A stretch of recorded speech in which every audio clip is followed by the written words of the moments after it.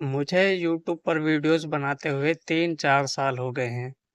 लेकिन ऐसा होता था कि मैं 1-2 महीने वीडियोस बनाता था, फिर 4-5 महीने छोड़ देता, फिर 1-2 महीने बनाता, फिर 4-5 महीने छोड़ देता। तो कंसिस्टेंसी मुझ में नहीं थी पहले। और ऊपर से एक तो मतलब ऐसा इसलिए होता था क्योंकि जब मैं वीडियोस बनाता था तो मैं कहीं न कहीं डीमोटिवेट हो जाता था।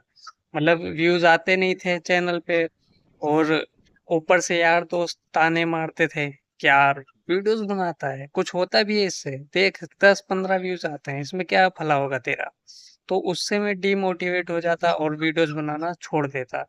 लेकिन अब मैंने फैसला किया है कि भाई कुछ भी हो जाए, वीडियोस तो नहीं रुकने वाली। वीडियोस बनाऊँगा, रोज़ बनाऊँगा, कंसिस्टेंसी बनी रहेगी, रोज़ आपको वीडियोस मिलेंगी मेरी, देखना।